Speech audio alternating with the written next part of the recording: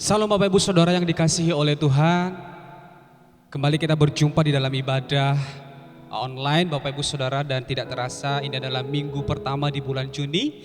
Kita sudah memasuki pertengahan tahun di tahun 2021 Bapak Ibu Saudara. Sungguh anugerah Tuhan yang begitu luar biasa. Oleh sebab itu pada pagi hari ini mari kita kembali bersama-sama untuk mempersiapkan hati kita untuk beribadah. Bapak Ibu dimanapun berada saat ini, baik yang ada di rumah, kita percaya bahwa ketika kita datang menyembah Tuhan, ada hadirat Tuhan di sana. Oleh sebab itu, mari kita memulai ibadah kita. Namun sebelumnya mari kita berdoa. Tuhan Yesus yang baik, kami sungguh bersyukur buat anugerah yang besar, yang begitu luar biasa, yang kami terima setiap saat. Terima kasih buat penyertaan Tuhan sepanjang minggu ini. Dan pada saat ini Tuhan, kami datang menghampiri tata-Mu yang kudus, mau menyembah, meninggikan, memuliakan Engkau Raja kami. Tuhan, kami mempercayai Engkau Allah ada bersama-sama dengan kami dimanapun kami berada saat ini. Ketika kami sungguh-sungguh datang kepada Tuhan, maka hadirat-Mu menghampiri setiap kami, menjamah setiap kami ya Tuhan. Dan kami menyerahkan ibadah kami pada hari ini ke dalam tangan Tuhan. Kami percaya kuasa-Mu yang akan menyertai kami. Terpujilah Engkau Tuhan, di dalam nama Yesus Kristus kami telah berdoa dan bersyukur. Haleluya. Amin. Haleluya. Mari kita datang di hadapan Tuhan. Mari kita merenungkan kasih setia Tuhan yang begitu besar dalam kehidupan kita. Terima kasih Tuhan Yesus. Haleluya. Haleluya Tuhan Yesus. Sungguh besar setiamu, Kau nyatakan bagiku.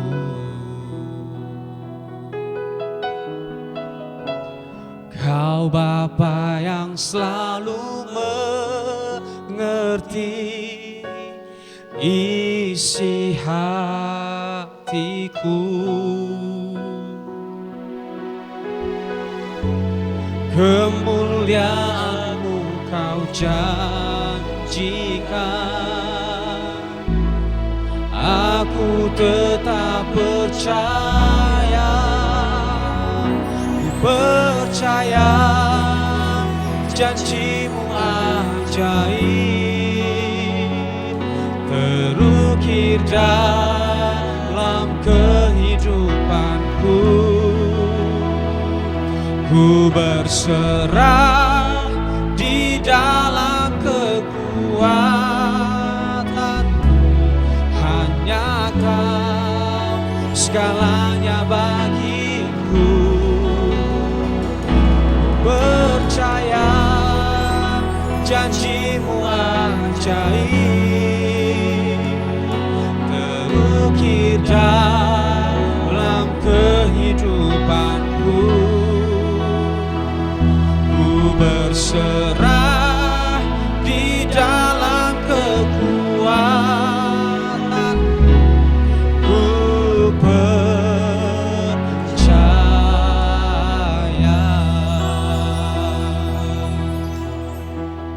Sungguh besar setiamu, sungguh besar setiamu,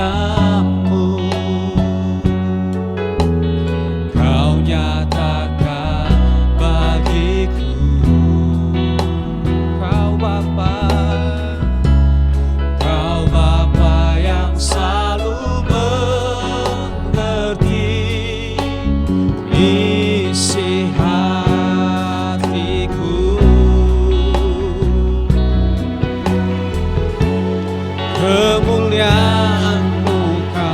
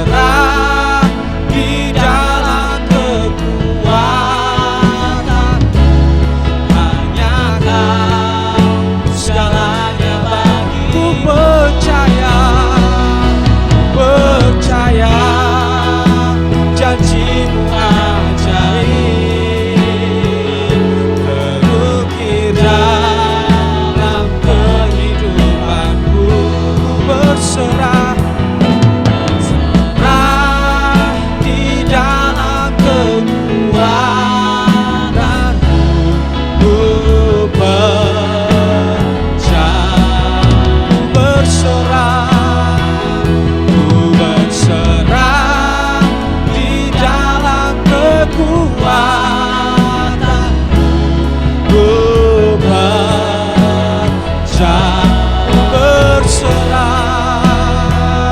ku berserah di dalam kekuatanmu, ku percaya.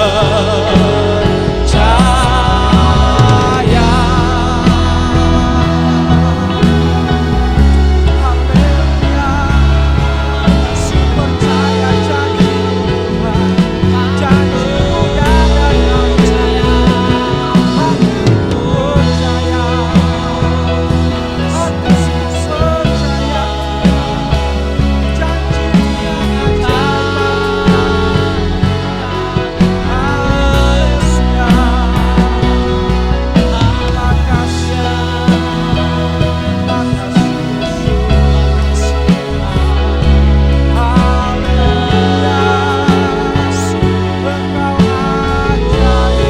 Hatiku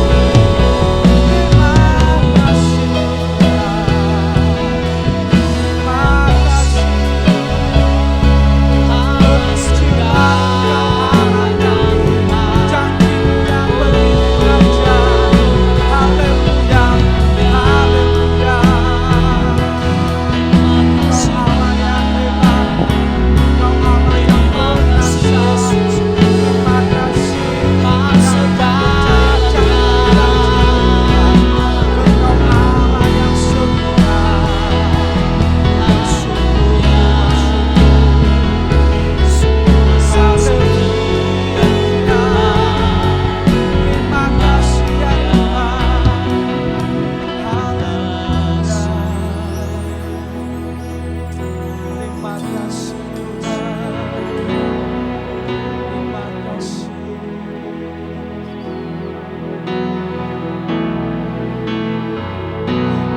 percaya, janji-Mu ya percaya janji-Mu ya dan amin. Kasih-Mu setia di dalam hidupku. Aku percaya anugerah-Mu besar, lebih dari semua yang dapat ku pernah. Aku percaya, aku percaya janji-Mu dan ya amin. Kasih-Mu setia di dalam hidupku. Aku percaya anugerah-Mu besar, lebih dari semua yang dapat ku minta. Aku percaya janji-Mu ya dan amin. Kasih-Mu setia di dalam hidupku. Aku percaya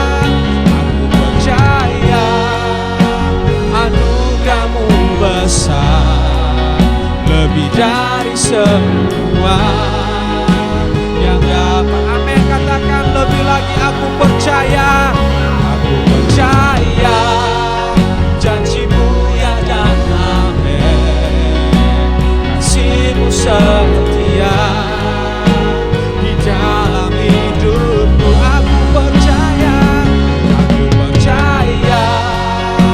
anugerah-Mu besar, lebih dari semua yang dapat ku pinta, lebih dari semua yang dapat ku pinta, lebih dari semua yang dapat ku pinta.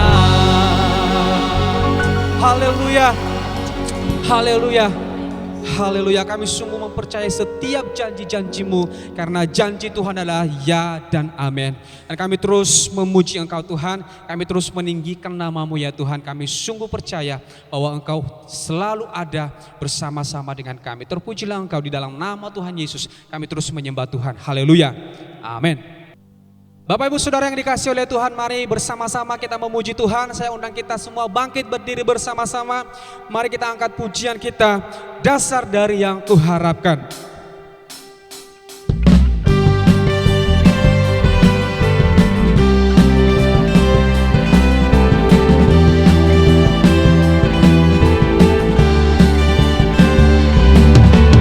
Dasar dari yang Kuharapkan, bukti dari segala yang tak kulihat. Iman berikanku kekuatan untuk melakukan perkara yang hebat. Bersama Roh-Mu, bersama Roh-Mu, ku pasti menang.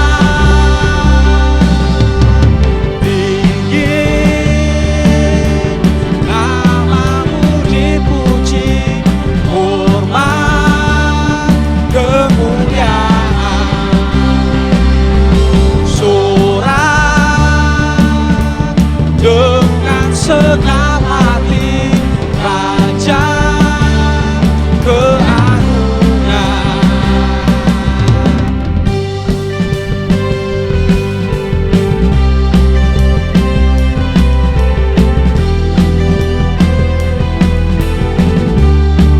Amin, katakan bersama-sama. Kau tak biarkan pencobaan melebihi batas kekuatanku.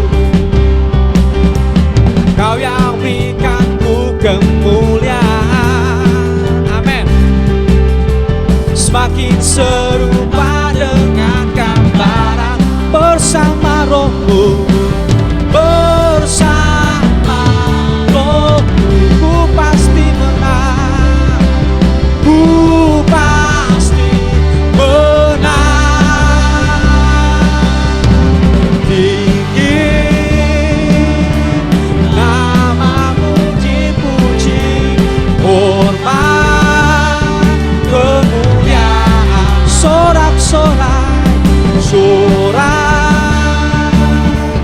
Dengan segenap hati Raja keagungan. Tinggi nama-Mu, tinggi nama-Mu dipuji, hormat kemuliaan. Bersorak-sorai, sorai dengan segenap hati Raja keagungan. Raja, Raja keagungan, Raja keagungan, Raja keagungan. Amin. Berikan sorak-sorai bagi Tuhan kita Yesus Kristus. Haleluya. Dia adalah Allah yang layak ditinggikan. Oleh sebab itu mari kita terus menyembah Tuhan. Mari kita terus meninggikan nama-Nya. Haleluya. Mari kita angkat pujian kita dengan-Mu Tuhan. Haleluya.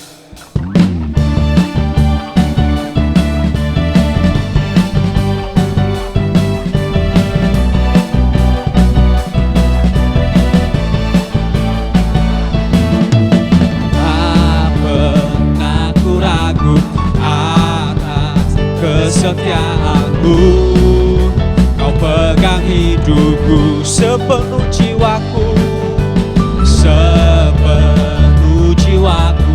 Ku yakin dan percaya Kau tuntun langkahku. Yesus, Kaulah Raja, Yesus, Kaulah Raja dalam hidupku. Berkuasa, berjaya untuk selamanya. Hanya Kau Tuhan, sumber kekuatan. Kuasa-Mu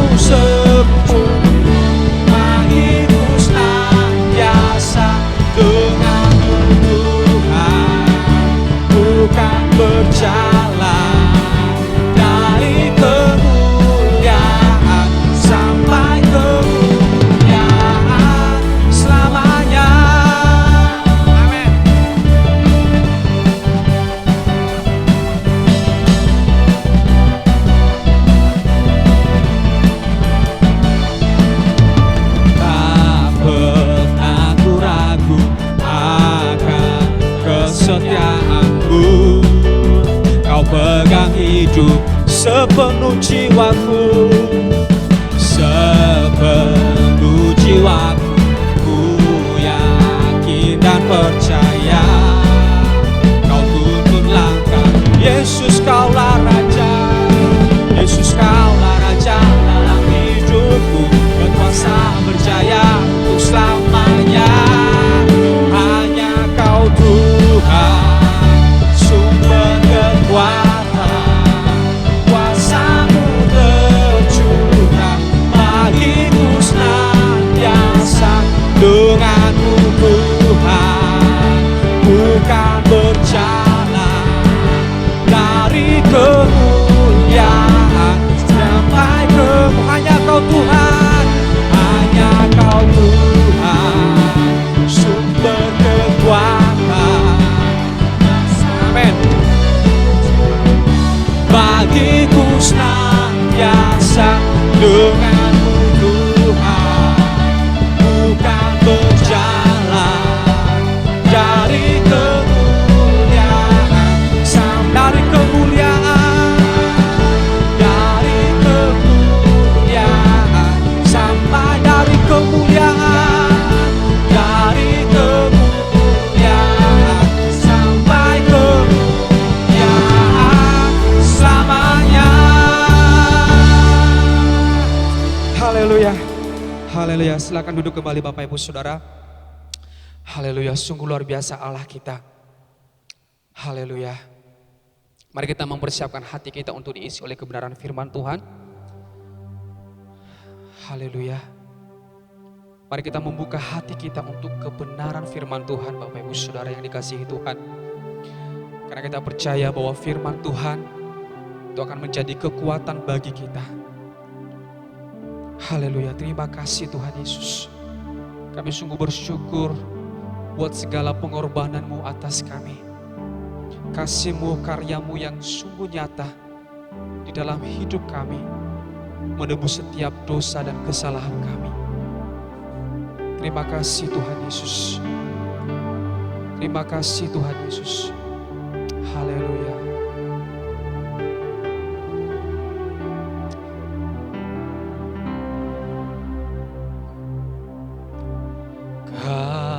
Kasih-Mu, karya-Mu nyata dalamku. Kau pegang hidupku dalam tangan-Mu. Darah-Mu, salib-Mu tebus hidupku. Nama-Mu berkuasa, sanggup bangkitkan.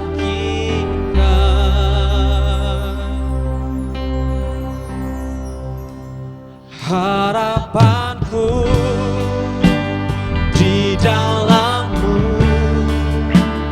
hanya Kau Yesus kuatku. Ku percaya, ku aman dan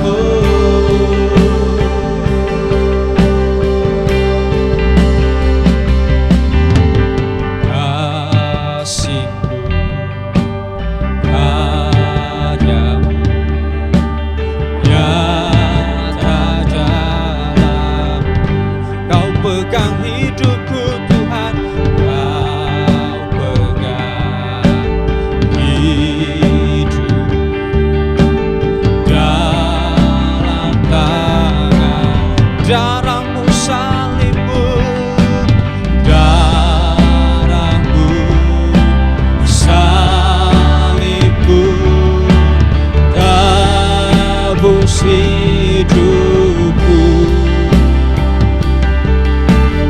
Namamu berkuasa, sanggup bangkitkan. Harapanku Tuhan, harapanku di dalam-Mu. Hanya Kau Yesus kuatku. Ku percaya, ku amankan. Harapanku,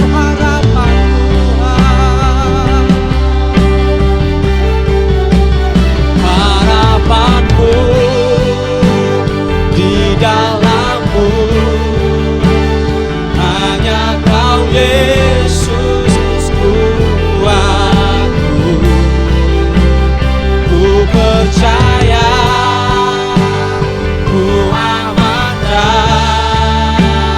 dalam-Mu.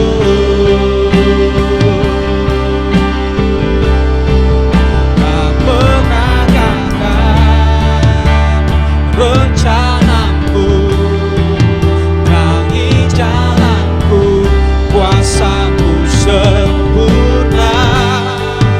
Pengharapanku takkan hilang, sebab masa depanku Kau sediakan. Tak pernah gagal rencanamu, terangi hidupku, kuasa-Mu sempurna. Pengharapanku takkan hilang, sebab masa depanku dalam-Mu. Harapanku, harapanku di dalam-Mu. Hanya Kau Yesus kuatku. Ku percaya, ku amankan. Harapanku Tuhan, oh, harapanku di dalam-Mu. Hanya Kau Yesus kuatku. Ku percaya, ku amankan dalam-Mu. Ku percaya, ku percaya, ku amankan. Ku percaya Tuhan, ku percaya. Ku percaya, ku amankan dalam-Mu.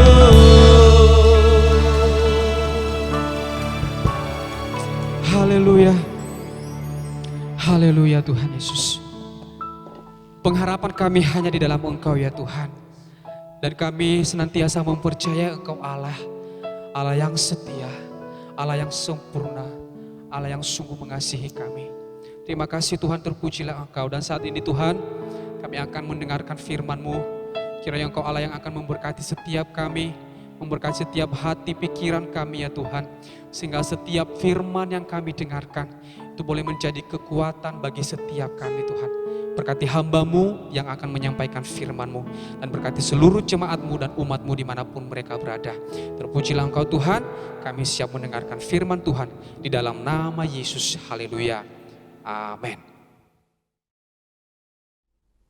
Shalom Bapak Ibu, puji Tuhan buat kasih setia Tuhan dan penyertaannya di dalam kehidupan kita. Sehingga kita masih ada pada hari ini. Sungguh Tuhan ajaib dan Tuhan setia karena memelihara kita, khususnya pada masa-masa yang sulit oleh karena pandemi COVID-19. Pada hari ini kita kembali akan mendengarkan firman Tuhan. Mari buka hati kita untuk mendengarkan firman Tuhan dan minta pertolongan Roh Kudus untuk memampukan kita menaati setiap firman-Nya. Bapak Ibu Saudara sekalian, renungan firman Tuhan pada hari ini saya akan berikan tema mengenai hukum yang terutama bagi Allah. Dan hukum yang terutama bagi Allah itu adalah mengasihi. Mengasihi ini diwujudkan dalam dua cara, yaitu kasih kepada Allah dan kasih kepada sesama kita. Nah, Bapak Ibu Saudara sekalian, sebelum lebih lanjut berbicara mengenai hukum yang terutama ini, yaitu mengasihi Allah dan mengasihi sesama kita, saya ingin lebih dahulu membawa kita kepada apa yang dicatat di dalam Alkitab mengenai mengapa ada orang-orang yang ditolak oleh Allah di dalam firman Tuhan. Nah, yang pertama adalah mengapa Adam dan Hawa ditolak oleh Allah.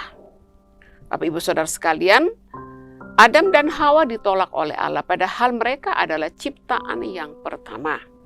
Dalam Kejadian 1 ayat 26-27 di situ Tuhan berkata begini, "Berfirmanlah Allah, baiklah kita menjadikan manusia menurut gambar dan rupa kita, supaya mereka berkuasa atas ikan-ikan di laut dan burung-burung di udara, dan atas ternak dan atas seluruh bumi dan atas segala binatang melata yang merayap di bumi." Jadi tujuan penciptaan manusia, bahwa manusia diciptakan serupa dan segambar dengan Allah. Supaya manusia berkuasa di atas seluruh bumi dan seluruh ciptaan Allah yang ada di bumi ini.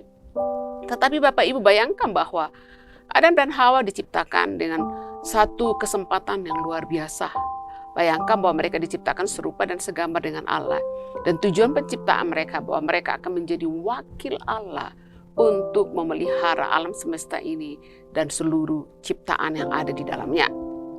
Nah, kemudian kita tahu bahwa Allah mengambil manusia dan menempatkan mereka di Taman Eden untuk mengusahakan dan memelihara taman itu. Dan Tuhan memberi perintah kepada manusia ini. Perintah Tuhan kepada mereka adalah, semua pohon dalam taman ini boleh kamu makan buahnya dengan bebas. Tetapi pohon pengetahuan tentang yang baik dan yang jahat itu janganlah kau makan, sebab pada hari engkau memakannya pastilah engkau mati. Jadi Adam dan Hawa diciptakan serupa dan segambar dengan Allah, dan mereka diberikan mandat, diberikan tugas yang luar biasa, dan kemudian ditempatkan di Taman Eden, tetapi ada peraturan buat mereka. Dan peraturan bagi Adam dan Hawa adalah jangan memakan pohon pengetahuan tentang yang baik dan yang jahat. Yang lain mereka boleh makan.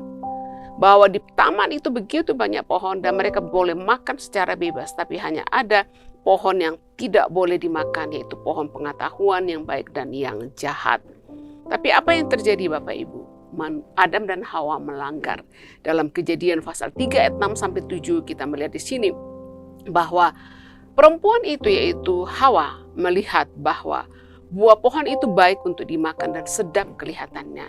Lagi pula pohon itu menarik hati karena memberi pengertian. Lalu Hawa mengambil dari buahnya dan dimakannya dan diberikannya juga kepada suaminya yang bersama-sama dengan dia. Dan suaminya pun memakannya. Maka terbukalah mata mereka berdua dan mereka tahu bahwa mereka telanjang. Lalu mereka menyemat daun pohon ara dan membuat kawat. Ketika mereka mendengar bunyi langkah Tuhan Allah yang berjalan-jalan dalam taman itu pada waktu hari sejuk, bersembunyilah manusia dan istrinya itu terhadap Tuhan Allah di antara pohon-pohon dalam taman itu. Jadi Adam dan Hawa ditolak oleh Allah. Dan kita tahu ending dari cerita mengenai Adam dan Hawa. Mereka dihukum, mereka diusir keluar dari Taman Firdaus. Kemudian ada penderitaan, mereka akan mati secara rohani dan mati secara jasmani.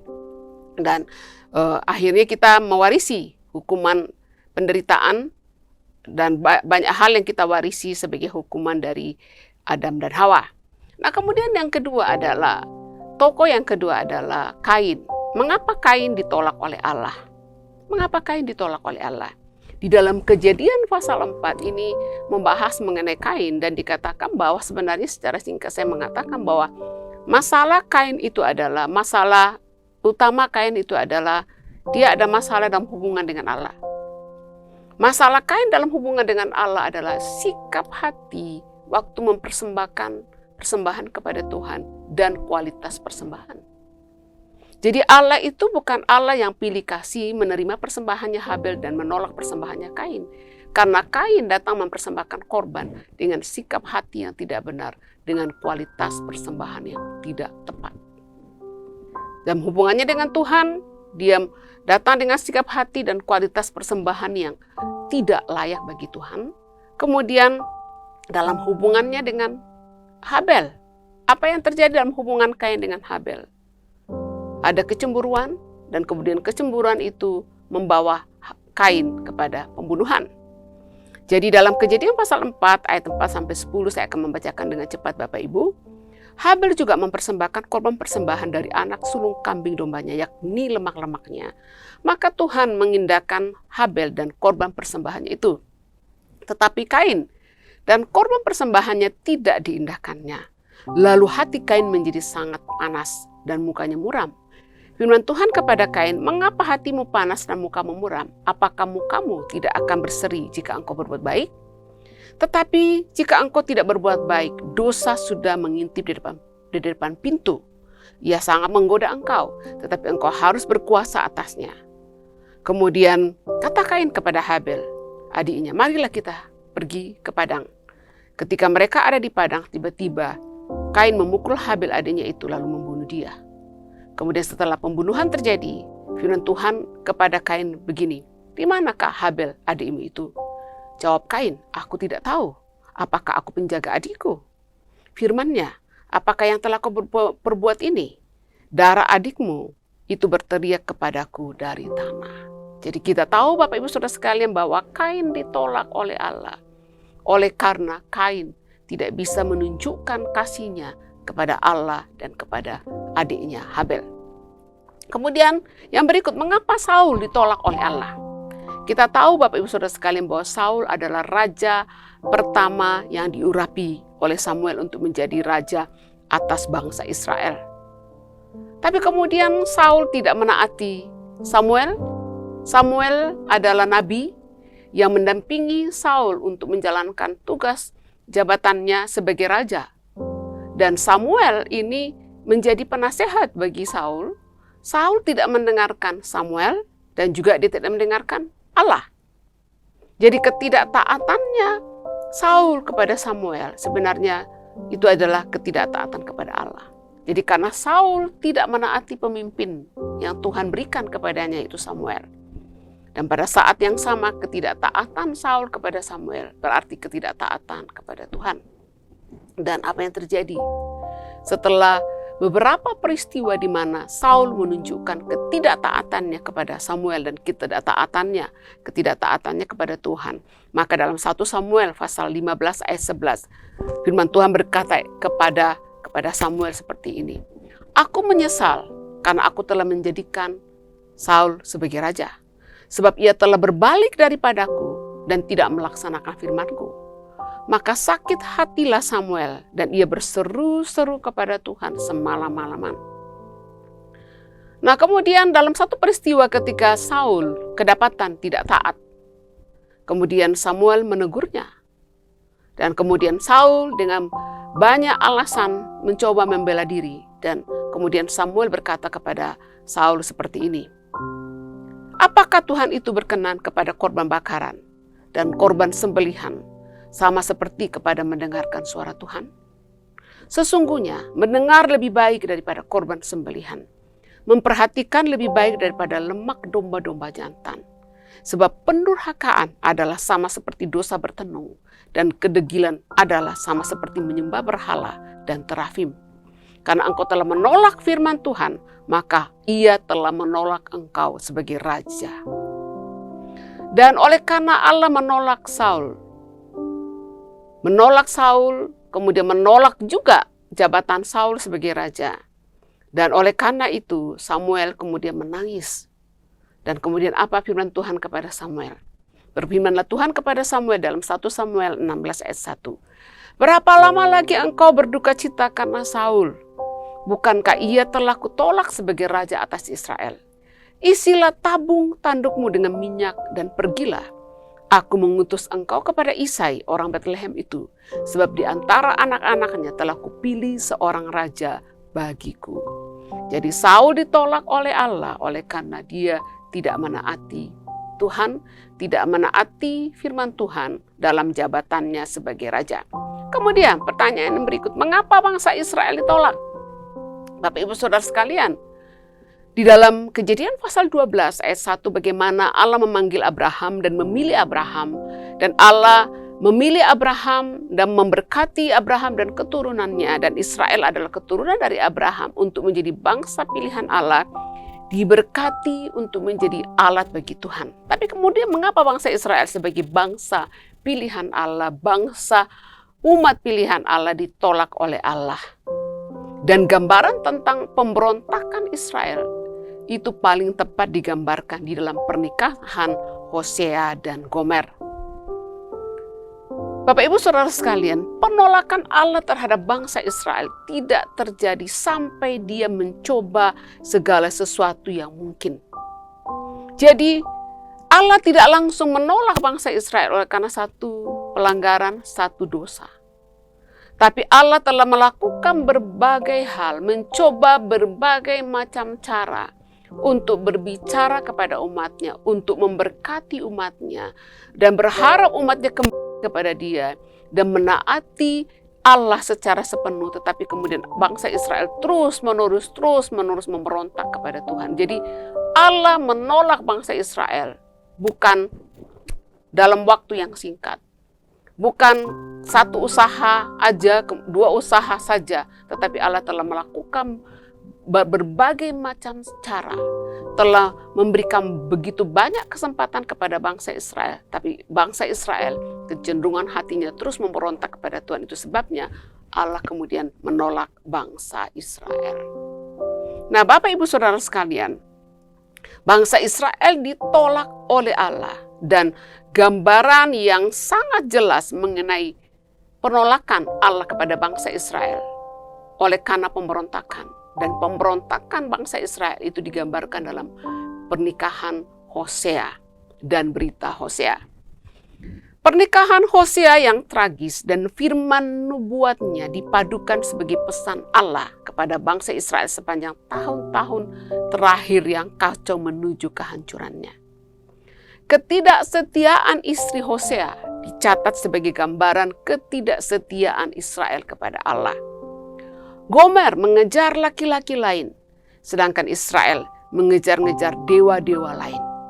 Gomer melakukan zina jasmania, sedangkan Israel melakukan zina rohani. Kitab Hosea di dalam pasal 1-3 ini menerangkan mengenai pernikahan Hosea dan Gomer. Kemudian mereka dikaruniai 3 anak. Dan nama ketiga anak dari pernikahan Hosea dan Gomer ini adalah tanda-tanda nubuatnya bagi Israel. Anak pertama namanya Yisrael, artinya Allah mencerai beraikan. Kemudian anak kedua namanya Lo-ruhama, artinya tidak dikasihi. Kemudian anak yang ketiga Lo-ami, bukan umatku. Jadi pernikahan Hosea dengan Gomer, seorang perempuan pelacur, kemudian melahirkan anak-anak namanya Yisrael. Ini bicara mengenai nubuat bagaimana Allah akan mencerai beraikan orang Israel. Anak yang kedua Lo-ruhama, artinya bahwa Allah karena bangsa Israel terus-menerus memberontak, terus-menerus melakukan hal yang menyedihkan hati Tuhan. Kemudian Tuhan akhirnya mengatakan, aku tidak mengasihi engkau, Lo-ruhama. Kemudian yang terakhir, Lo-ami, kamu bukan umatku. Kalau dalam pasal 1 sampai pasal 3 ini menggambarkan pernikahan Hosea dengan Gomer dan ketiga anaknya. Kemudian pasal 4 sampai pasal 14 dalam kitab Hosea ini adalah berbicara mengenai nubuat Hosea yang menyamakan ketidaksetiaan Israel dengan ketidaksetiaan istrinya. Gomer yang meninggalkan Hosea untuk kekasih lainnya dalam pasal 1, melambangkan Israel yang meninggalkan Allah dalam pasal 4-7. Yang kedua, Gomer direndahkan dalam pasal 2, melambangkan rasa malu dan hukuman atas Israel dalam pasal 8-10. Kemudian yang ketiga, Hosea yang menebus Gomer dari pasar budak dalam pasal 3 melambangkan keinginan dan rencana Allah untuk memulihkan Israel di masa depan dalam pasal 11 sampai 14. Bapak Ibu Saudara sekalian, pelayanan Nabi Hosea kepada kerajaan utara terjadi segera setelah pelayanannya Amos. Nah, Amos adalah nabi yang bernubuat kepada kerajaan Yehuda. Jadi Amos ini seorang nabi. Dia seorang nabi Yehuda, tetapi dia bernubuat kepada Israel. Nah, kemudian nubuatnya Nabi Amos dan Hosea, seluruh isi nubuatnya itu adalah dialamatkan kepada kerajaan utara atau kerajaan Israel, dan nubuatnya ini adalah mengenai kebinasaan yang akan dialami oleh bangsa Israel di masa akan datang. Hosea ini diperkirakan bernubuat pada tahun sekitar 775 sampai 715 sebelum Masehi, pada masa pemerintahan Raja Yerobeam II di kerajaan Israel, dan ada 4 raja di kerajaan Yehuda, yaitu Uzia, Yotam, Ahaz, dan Hizkia. Mengapa dalam Hosea pasal 1 ayat 1, Hosea menetapkan tanggal dari sebagian besar pelayanannya dengan mengacu kepada 4 raja Yehuda dan bukan kepada masa pemerintahan yang singkat dari 6 raja Israel yang terakhir? Mengapa? Kemungkinan Hosea ini melarikan diri dari kerajaan utara untuk tinggal di Yehuda menjelang kehancuran Samaria oleh Asyur pada tahun 722 sebelum Masehi. Kemudian di kerajaan utara lah, di kerajaan selatan lah, maksudnya di kerajaan selatan lah atau Yehuda, kemudian Hosea menyusun nubuat-nubuatnya dan menjadi satu kitab yang disebut sebagai kitab Hosea. Jadi Hosea ini dipanggil untuk bernubuat kepada kerajaan Israel yang sedang mengalami kehancuran. Pada saat Hosea memulai pelayanannya, raja yang memerintah di kerajaan utara atau Israel adalah Raja Yerobeam II. Dan pada saat itu, Israel masih mengalami kemakmuran ekonomi dan kestabilan politik untuk sementara waktu. Tapi kemudian setelah Raja Yerobeam II wafat, kemudian Israel mengalami kehancuran. Dan akhirnya diserbu oleh bangsa Asyur dan dibawa ke pembuangan. Jadi nubuat Hosea kepada kerajaan utara atau kerajaan Israel adalah usaha terakhir Allah untuk memanggil orang-orang Israel supaya bertobat dari penyembahan berhala dan kefasikan mereka yang tak kunjung berakhir sebelum menyerahkan mereka kepada hukuman penuh atas dosa-dosa mereka. Jadi kitab Hosea itu ditulis untuk menyatakan bahwa Allah mempertahankan kasih-Nya kepada umat perjanjiannya dengan sungguh-sungguh ingin menebus mereka dari kejahatan mereka, dan bahwa hal-hal menyedihkan terjadi apabila orang terus-menerus tidak menaati Allah dan menolak kasih-Nya yang menebus. Bapak Ibu Saudara sekalian, penolakan Allah kepada bangsa Israel adalah karena bangsa Israel terus-menerus memberontak kepada Allah. Jadi dalam kitab Hosea, ketidaksetiaan istri Hosea dicatat sebagai gambaran ketidaksetiaan Israel kepada Allah. Jadi sama seperti Gomer yang mengejar laki-laki lain, Israel mengejar dewa-dewa lain. Gomer melakukan zina jasmania, tetapi orang Israel melakukan zina rohani. Bapak Ibu Saudara sekalian, Allah menolak bangsa Israel, bangsa pilihannya. Allah menolak tokoh-tokoh yang tadi saya telah jelaskan. Ada Adam dan Hawa, ada Saul. Mereka ditolak oleh karena mereka terus-menerus memberontak kepada Allah. Dan pada hari ini Bapak Ibu Saudara sekalian, mari kita kembali mengingat hal yang terpenting bagi Tuhan. Hal yang terutama bagi Tuhan itu adalah ketaatan kepadanya. Dan tindakan kita menaati Allah itu adalah tindakan bahwa kita mengasihi Allah. Kalau kita menghormati Allah, kalau kita mengasihi Allah, maka penghormatan kita dan kasih kita kepada Allah itu diwujudkan, dinyatakan di dalam cara hidup kita. Bapak Ibu Saudara sekalian, di dalam Keluaran pasal 20, itu adalah dicatat mengenai 10 hukum Taurat yang diberikan Tuhan kepada umat Israel melalui Musa. Dan saya akan membacakan 10 hukum Taurat tersebut. Yang pertama adalah, jangan ada padamu Allah lain di hadapanku. Yang pertama. Yang kedua, jangan membuat bagimu patung yang menyerupai apapun. Jangan sujud menyembah kepadanya atau beribadah kepadanya. Hukum yang ketiga, jangan menyebut nama Tuhan Allahmu dengan sembarangan. Kemudian hukum yang keempat, ingatlah dan kuduskanlah hari Sabat. Yang kelima, hormatilah ayah dan ibumu. Hukum yang keenam, jangan membunuh. Hukum yang ketujuh, jangan berzina.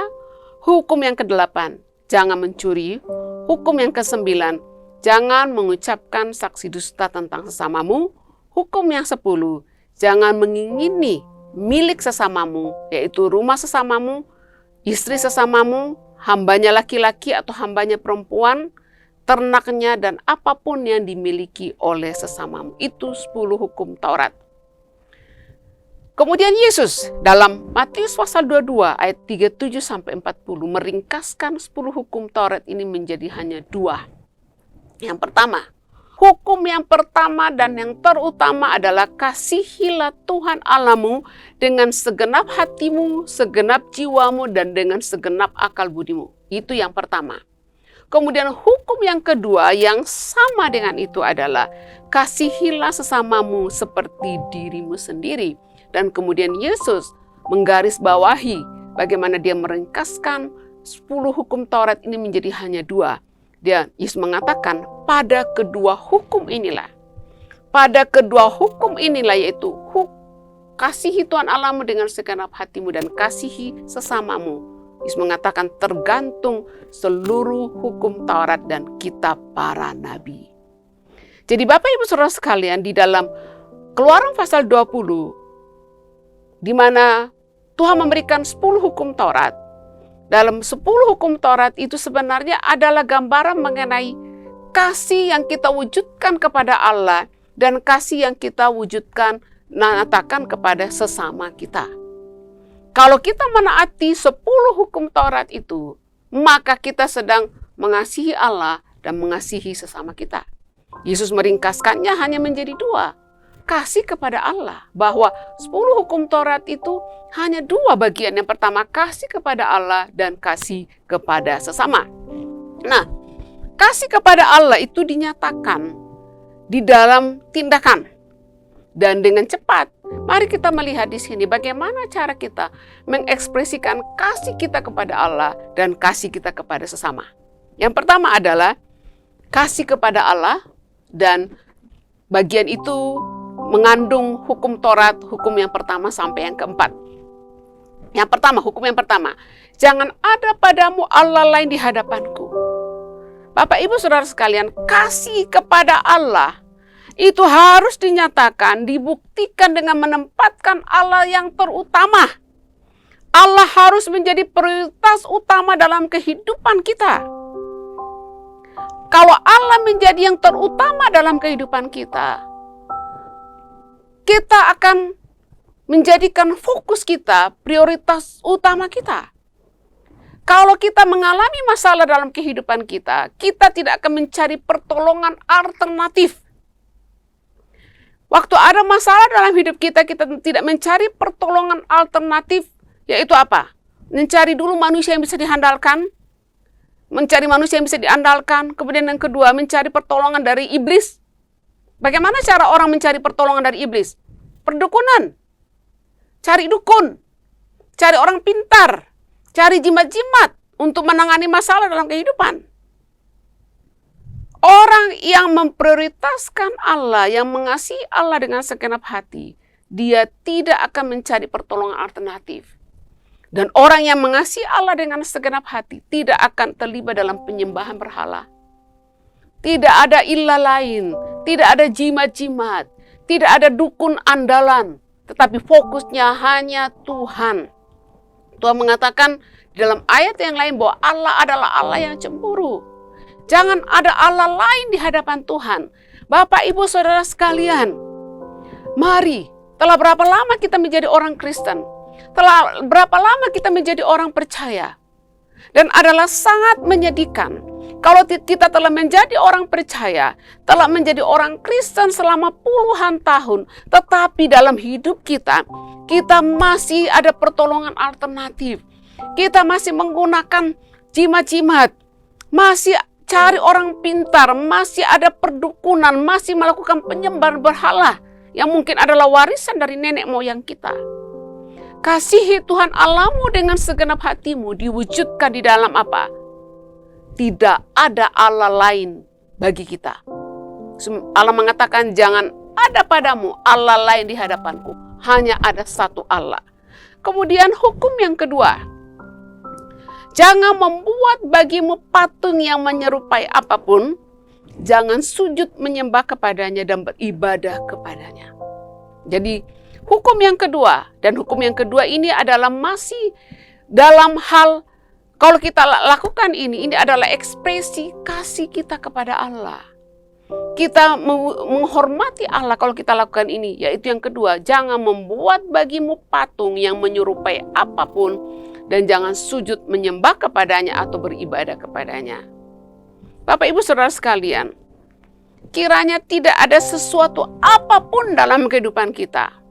Apakah benda, orang, karir yang kita izinkan hadir dan menggantikan posisi Allah. Bapak Ibu mengatakan, saya tidak punya patung di rumah, Bu. Saya tidak punya patung-patung baik dari bentuk kayu, dari tanah liat dan sebagainya. Saya tidak membuat patung dan saya tidak menyembah. Tapi Bapak Ibu Saudara sekalian, hal membuat patung dan menyembah kepada patung bisa kita lakukan dalam bentuk-bentuk yang lain. Seperti apa? Bagaimana engkau melihat harta bendamu? Yesus mengatakan, di mana hartamu berada, di situ hatimu berada. Kadang-kadang Bapak Ibu, harta benda yang dimiliki, kemudian itu menjadi Tuhan dalam kehidupan kita. Menjadi Tuhan, menjadi berhala. Atau ada orang-orang dalam kehidupan kita yang kita begitu idolakan.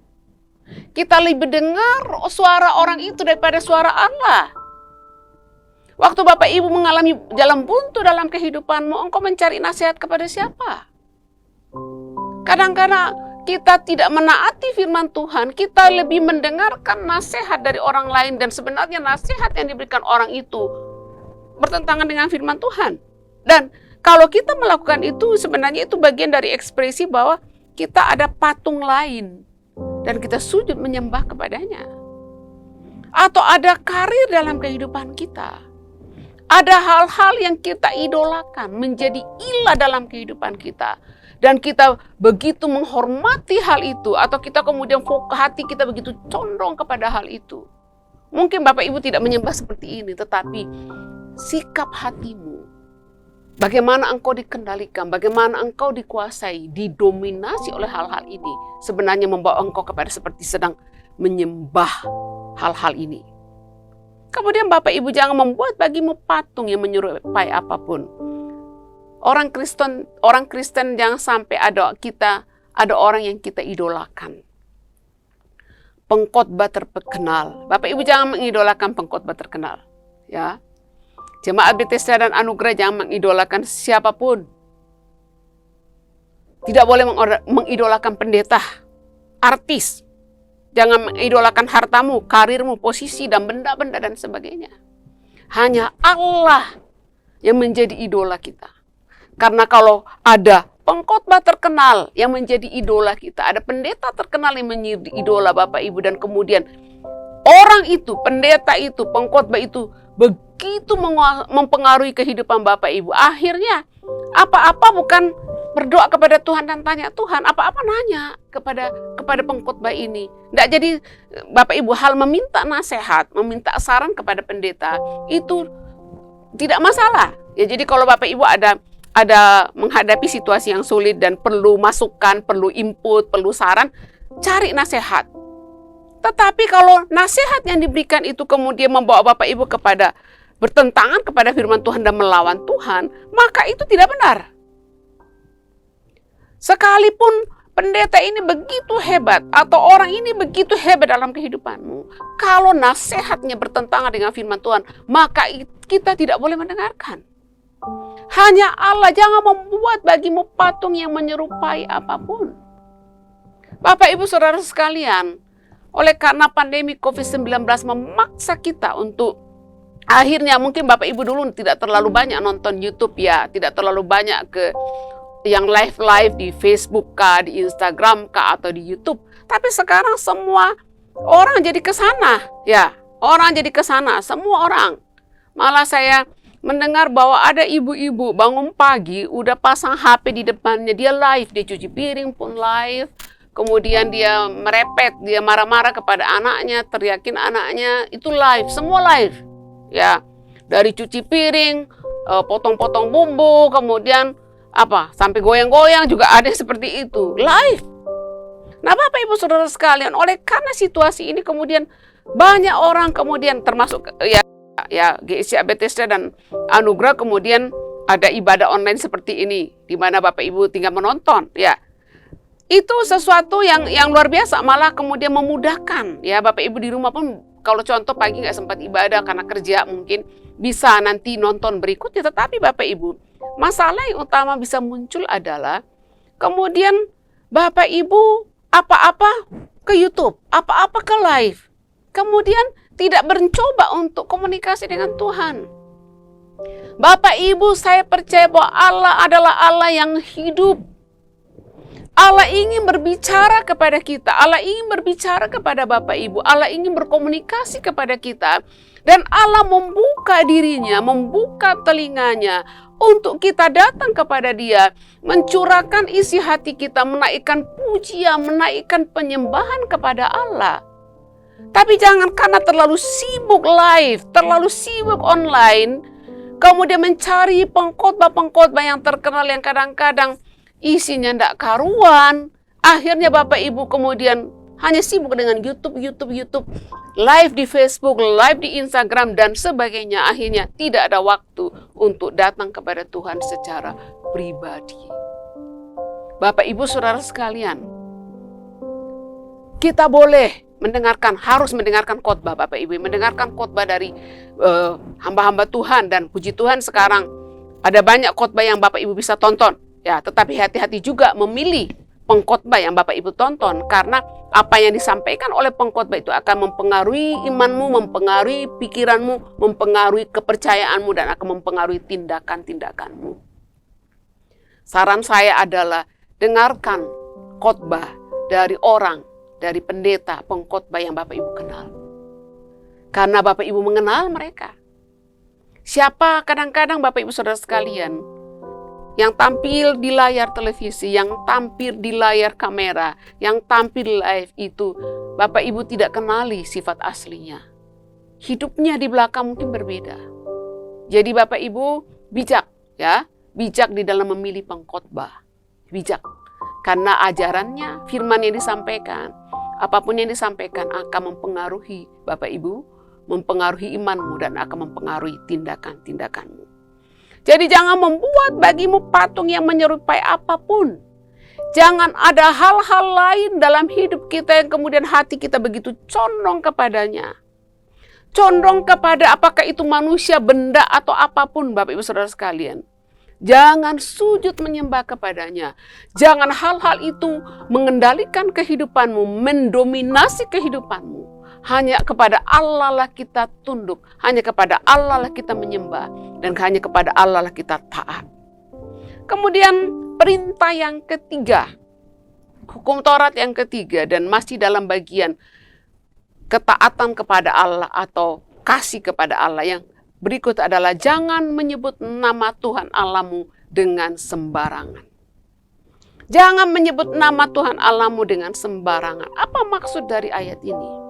Maksudnya adalah menghormati Tuhan. Kemudian yang berikut, memuliakan Tuhan. Yang ketiga, tidak menggunakan nama Tuhan sebagai tameng untuk mendapatkan keuntungan atau agenda pribadi. Bapak Ibu, kadang-kadang ada orang untuk meyakinkan orang lain pakai nama Tuhan. Ya, meminjam nih. Meminjam dalam jumlah yang besar. Kemudian mungkin yang orang yang kepadanya kita mau pinjam mungkin ragu. Contoh saya mau pinjam 1 M, 1 miliar saya mau pinjam kepada seseorang. Kemudian orang itu tahu bahwa Bu Sarah ini pendeta, tidak punya usaha. Bagaimana mungkin mau mengembalikan 1 M itu? Bapak Ibu Saudara sekalian, contoh saya katakan, Pak, Bu, saya mau pinjam 1 M. Saya berjanji akan mengembalikannya ini selama 10 bulan. Setiap bulan 100 juta. Nah mungkin orang yang saya pinjami katakan, lah ibu kan pendeta. Mas, kalau ibu pengusaha dan usahanya memang sukses dan saya tahu usaha itu, saya kan bisa lihat tuh usaha mana yang menghasilkan uang 100 juta sebulan. Lah ibu pendeta, dari mana dapat uangnya mengembalikan 100 juta setiap bulan? Nah, kalau kemudian saya Bapak Ibu mencoba meyakinkan orang ini dan mengatakan bahwa, Bu, Bapak, saya kan pendeta. Saya ini percaya kepada Tuhan Yesus. Saya ini orang Kristen, saya ini pendeta, ini KTP saya, ini kartu pendeta saya. Percayalah kepadaku. Berarti kalau saya kemudian berusaha meyakinkan orang ini, yang saya mau pinjam uangnya 1 M, untuk meminjamkan dan meyakinkan bahwa saya akan kembalikan dalam waktu 10 bulan dengan 100 juta setiap hari, dan sebenarnya mereka ragu, tapi saya datang dengan membawa nama Tuhan. Saya katakan, saya ini orang Kristen, Bu. Saya percaya Tuhan Yesus, saya takut kepada Tuhan. Saya taat kepada firman Tuhan. Kemudian, saya ini pendeta, percayalah kepadaku. Nah, ini Bapak Ibu, tindakan-tindakan, perilaku-perilaku seperti ini, kita seperti menggunakan nama Tuhan sembarangan. Memakai nama Tuhan untuk kepentingan-kepentingan pribadi. Kemudian dalam bagian yang lain firman Tuhan mengatakan, jangan bersumpah demi nama Tuhan. Ya, kadang-kadang ada orang untuk meyakinkan orang lain dan mengatakan, aku bersumpah demi Tuhan. Nah, aku bersumpah demi Tuhan. Dan kadang-kadang orang, wah sudah, oke saya percaya. Kamu sudah bersumpah demi Tuhan, demi nama Tuhan. Bapak Ibu Saudara sekalian, jangan menggunakan nama Tuhan dengan sembarangan. Jangan menggunakan nama Tuhan dengan sembarangan. Mari kita menghormati Tuhan, memuliakan Dia, dan meninggikan Dia dalam kehidupan. Kalau Bapak Ibu memakai nama Tuhan untuk meyakinkan seseorang, untuk menolongmu, untuk memberikan kemudahan-kemudahan, kiranya engkau menjaga nama baik Tuhan dengan mengembalikan pinjaman itu. Karena contoh Bapak Ibu, kalau saya berhasil meyakinkan pasangan suami istri untuk meminjamkan saya 1 miliar, dan saya memakai nama Tuhan, memakai nama, mengatasnamakan Tuhan, memakai jabatan saya sebagai pendeta, sebagai dosen sekolah Alkitab. Kemudian saya menjaminkan itu, hanya memberikan pinjaman. Kemudian ternyata Bapak Ibu, saya tidak mampu mengembalikan 100 juta setiap bulan. Dikejar bertahun-tahun. Kemudian kira-kira suami istri itu akan ngomong apa? Ibu itu ya katanya hamba Tuhan, katanya orang Kristen. Tapi kok orang Kristen kayak gitu ya? Hamba Tuhan kok kayak begitu ya? Berbohong, ingkar janji, tidak mengembalikan hutang. Apalagi kemudian tiba-tiba Bapak Ibu Saudara sekalian, saya pindah kota lain, saya matikan Facebook saya ganti nomor HP dan tidak bisa dihubungi. Kira-kira Bapak Ibu apa yang terjadi dengan pasangan suami istri ini?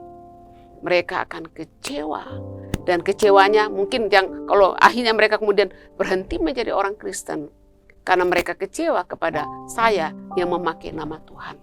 Bapak Ibu Saudara sekalian, mari menghormati Tuhan. Jangan karena kehidupan kita, cara hidup kita, kemudian orang mulai mencelah nama Tuhan. Orang mulai tidak percaya kepada Tuhan. Orang mulai kecewa kepada Tuhan. Mari kita tidak menyebut nama Tuhan dengan sembarangan. Dengan cara apa? Menghormati nama Tuhan, menjaga nama baik Tuhan, memuliakan nama Tuhan. Kiranya ketika orang melihat kehidupan kita, wah, orang itu kehidupannya luar biasa. Mereka adalah keluarga yang luar biasa. Dan mengapa mereka keluarga yang luar biasa? Karena mereka orang Kristen. Karena mereka pengikut Kristus. Dan saya ingin mengenal siapa Tuhan mereka. Saya ingin menjadi orang Kristen oleh karena kehidupan orang itu. Nah kemudian yang keempat, hukum yang keempat, yang masih bagian dari ekspresi kasih kita kepada Allah, yaitu ingatlah dan kuduskanlah hari Sabat. Ingatlah dan kuduskanlah hari Sabat. Maksudnya bahwa apa itu hari Sabat? Hari peristirahatan. Hari di mana kita istirahat secara pribadi. Bapak Ibu, dalam hukum yang diringkaskan oleh Tuhan Yesus mengatakan apa? Kasihilah sesamamu manusia seperti dirimu sendiri. Jadi waktu kita menguduskan hari Sabat, Bapak Ibu, memang kalau kita menguduskan hari Sabat, di mana kita mengkhususkan satu hari untuk beribadah kepada Tuhan dan fokus menyembah Tuhan, ini sebenarnya keuntungannya bukan hanya untuk Tuhan. Bahwa kita menghentikan segala sesuatu, menghentikan semua kegiatan dan menyediakan waktu sedemikian rupa untuk hanya beribadah kepada Allah, menyembah Allah, mengambil waktu yang cukup untuk mendengarkan suara Tuhan. Fokus. Tetapi waktu kita mengingat dan menguduskan hari Sabat, kita juga istirahat. Fisik kita istirahat. Supaya kita dipulihkan dari keletihan-keletihan, kelelahan-kelelahan. Supaya ada saat untuk beristirahat secara pribadi sejenak. Kemudian yang kedua, ketika bicara mengenai hari Sabat, ini juga bicara mengenai kesempatan untuk menyatakan kasih kepada sesama. Menyatakan kemurahan kepada sesama. Dalam khotbah-khotbah saya beberapa waktu yang lalu, saya menceritakan mengenai bagaimana pengalaman saya waktu ada di Israel. Saya menghadiri Sabat dinner, diundang untuk makan malam Sabat di rumah orang Yahudi. Dan kemudian saya mendengar dari orang Yahudi bahwa setiap mereka mengadakan Sabat dinner ini, yaitu Jumat malam, mereka akan membuka pintu rumah mereka untuk siapapun, bahkan orang asing boleh datang makan malam bersama dengan mereka. Pada hari Sabat adalah kesempatan untuk menyatakan kemurahan kepada sesama. Dan pada hari Sabat juga, kemudian bicara mengenai tahun Sabat, pada hari Sabat juga, kemudian orang Israel biasanya yang orang-orang Yahudi ortodoks akan mematikan lampu, mereka akan hidupkan hanya lampu kecil. Kemudian mereka juga akan kemana-mana usahakan jalan kaki atau naik sepeda, atau ya tidak naik kendaraan. Jadi kemudian waktu mereka menghentikan tidak memakai kendaraan waktu pada hari Sabat, itu mengurangi polusi. Dan Bapak Ibu Saudara, kita tahu, kita banyak mendengar berita dan melihat berita dari berbagai negara bahwa diamati bahwa pada masa pandemi COVID-19, oleh karena ada lockdown di berbagai negara, larangan traveling, larangan keluar rumah, ya, kemudian Bapak Ibu mobilisasi kendaraan itu juga kurang, ya. Akhirnya kemudian dilihat bahwa bumi lebih sehat, kemudian polusi udara di seluruh dunia itu lebih baik, maksudnya tidak terlalu parah selama masa pandemi. Oleh karena apa? Kurangnya aktivitas manusia di luar rumah, dan kemudian bumi lebih sehat. Nah, Bapak Ibu Saudara sekalian, waktu pada Sabat ini bukan hanya bicara mengenai fokus menyembah kepada Tuhan. Diri kita juga beristirahat. Kemudian apa? Kesempatan untuk menyatakan kemurahan kepada sesama, dan kemudian bumi, alam semesta ini berhenti untuk beristirahat. Nah, Bapak Ibu Saudara sekalian, itu bicara mengenai kasih kepada Allah. Hukum yang pertama, kedua, dan ketiga, dan keempat, kalau kita taati, maka kita sedang mengekspresikan kasih kita kepada Allah. Kita sedang menyatakan kasih kita kepada Allah. Kemudian yang kedua, kasih kepada sesama, dan itu terangkum di dalam hukum Taurat, yaitu hukum ke-5, ke-6, ke-7, 8, 9, dan 10. Dan saya akan mulai dengan hukum yang ke-5. Hukum yang ke-5, kalau kita taati ini, maka kita sedang menyatakan kasih kepada sesama kita. Hukum yang ke-5 adalah bagaimana cara kita menghormati ayah dan ibu, menaati orang tua. Kemudian yang kedua, membuat orang tua bangga, menjaga nama baik keluarga, menjaga nama baik orang tua. Dan yang berikut, dalam hal menghormati ayah dan ibumu, diekspresikan melalui apa? Memelihara orang tua. Kapan yang terbaik? Kapan masa yang terbaik kita memelihara orang tua? Pada masa dia tidak berdaya, pada masa sakit atau pada masa tuanya. Bapak Ibu Saudara sekalian, beberapa hari yang lalu, kalau tidak salah hari Senin ya. Hari Senin saya sama Bu Naomi banyak menangis di kantor oleh karena pada hari Senin mama saya bangun kemudian muntah-muntah dan tidak bisa makan, kemudian sudah tidak bisa bangun dan juga tidak bisa ngomong. Kami coba video call dengan kakak yang merawat dia. Dia sudah tidak nyaut dan tidak buka mata dan kami khawatir bahwa nenek akan segera meninggal. Tapi Bapak Ibu Saudara sekalian, pada saat itu walaupun kami mengatakan bahwa ya siap setiap saat kalau mama saya meninggal dunia, tetapi pada saat itu kemudian berpikir bahwa mungkin kemungkinan ini sudah waktunya mama dipanggil Tuhan untuk pulang ke surga. Dan waktu itu sedih sekali pasti, tapi pada saat itu yang muncul adalah begini, bahwa pasti kami akan berduka, tetapi salah satu kebahagiaan saya adalah Bapak Ibu, karena saya sama Bu Naomi ada di Batam dan kesibukan pelayanan, tapi saya bersyukur bahwa ada kakak saya yang memelihara mama 24 jam. Memastikan dia makan minum, mengurus mandinya, memastikan dia tidur di tempat tidur yang bersih, mengganti bajunya dan sebagainya. Dan Bapak Ibu, walaupun contoh Tuhan memanggil, kalau kemudian pasti suatu waktu akan terjadi, kemudian Tuhan memanggil mama saya kembali ke surga, maka mungkin kami sudah tetap sedih, tetapi paling tidak satu kepuasan bahwa kami memelihara mama pada masa tuanya.